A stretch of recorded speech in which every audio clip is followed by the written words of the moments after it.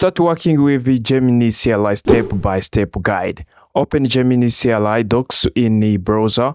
On left panel, choose Quick Start. Scroll a little bit to install option and copy this command.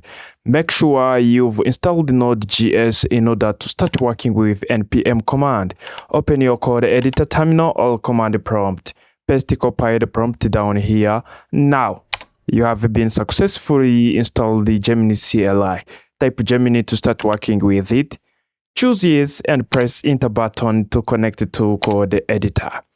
Oh, now authentication. It's just log in with Google account. Press Enter button, choose Yes and click Enter button to open authentication page in your browser. This is a default browser. Choose an account. Now, login successful. Back to your VS Code editor for Windows or an editor you are using. This input box where you write your prompt. For example, let's go back to on Gemini CLI documentation.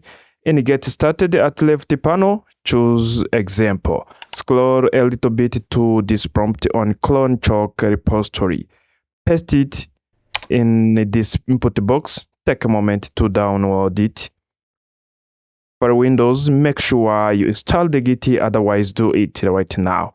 Choose Allow once and press Enter. Now, project cloned successful. Gemini CLI can read your code base. It means can read all these files and make change due to your prompt. Just plain text you wrote in command line interface.